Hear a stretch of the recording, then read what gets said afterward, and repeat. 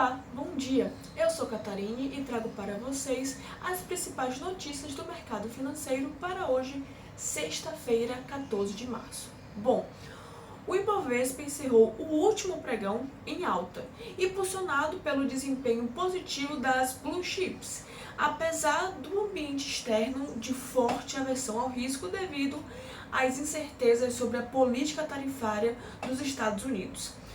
Na quinta-feira, ontem, o principal índice da Bolsa Brasileira subiu 1,43%, fechando aos 125.637 pontos. No cenário doméstico, os investidores acompanharam de perto as negociações em Brasília para a aprovação da Lei Orçamentária Anual de 2025, que será votada na próxima semana no Congresso Nacional.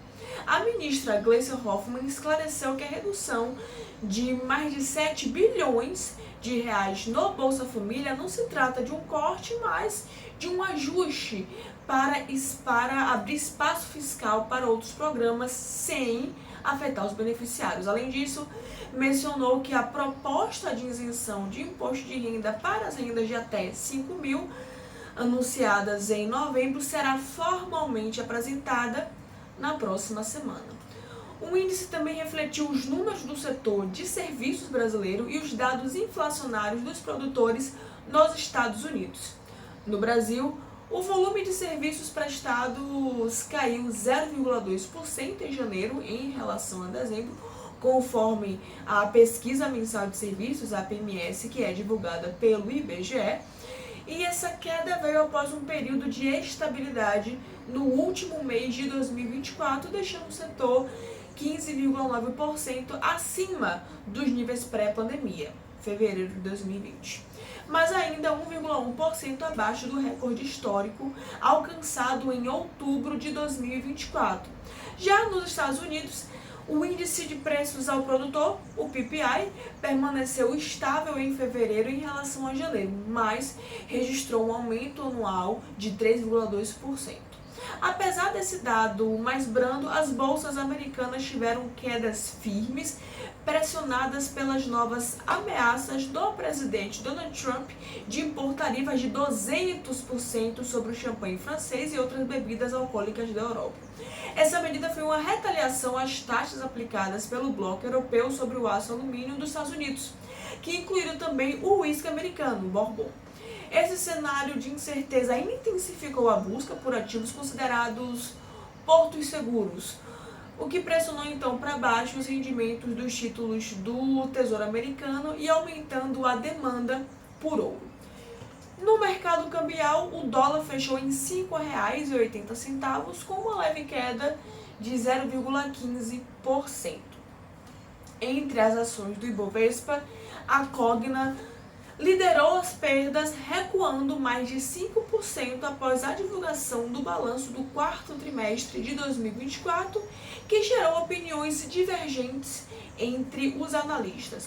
Já no lado positivo, a B3, não a bolsa, a empresa B3, se destacou ao registrar ganhos significativos após vencer uma disputa fiscal de pouco mais de 5 bilhões de reais no CARF. As ações da CSN Mineração e da CSN também avançaram, impulsionadas por bons resultados trimestrais. A Petrobras manteve sua trajetória de alta, beneficiada pelo apetite ao risco no mercado local, enquanto a Vale se recuperou das perdas recentes, impulsionadas pela valorização do minério de ferro e expectativas de uma maior demanda chinesa. Por outro lado, as ações da Casas Bahia despencaram mais de 10% após a divulgação do seu balanço do quarto trimestre. Falando agora efetivamente da agenda do dia, a sexta-feira começa com uma agenda mais enxuta aqui no Brasil, com destaque para os resultados primários de janeiro e também as vendas do varejo.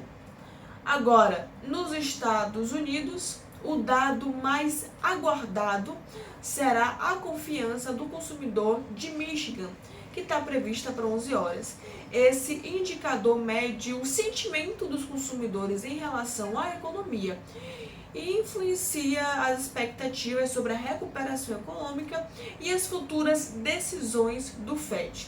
Esse relatório também traz projeções sobre a inflação, um fator essencial para a condução da política monetária do país. Falando agora da Europa, os mercados operam em baixa, refletindo justamente essas preocupações com as ameaças tarifárias do Donald Trump e as negociações também do cessar-fogo na Ucrânia. No início da semana, a União Europeia realmente anunciou que responderia às tarifas de 25% impostas pelos Estados Unidos sobre o aço e alumínio, com contramedidas que podem atingir 26 bilhões de euros, ou seja, 28 bilhões de dólares em bens importados. Setores como vestuário, bebidas alcoólicas e produtos industriais americanos podem ser impactados pelas tarifas europeias. E por fim, falando agora sobre o mercado asiático, os mercados encerraram a sessão em alta, impulsionadas por medidas do governo chinês para incentivar o consumo. A China divulgou um comunicado orientando bancos e instituições financeiras a estimularem o uso de cartões de crédito, buscando impulsionar os gastos da população. Essa iniciativa surge poucos dias após o encerramento da reunião anual do Congresso Chinês, e uma coletiva de imprensa na próxima segunda-feira deve trazer justamente mais detalhes sobre novas ações para fortalecer o consumo doméstico. Enquanto isso, as ações na China continental e em Hong Kong avançaram, especialmente no setor de consumo, após uma cidade do norte do país anunciar planos para estimular a taxa de natalidade. O único mercado que apresentou leve queda foi o índice KOSPI da Coreia do Sul. Bom, eu desejo a todos um excelente final de semana e, claro, ótimos negócios.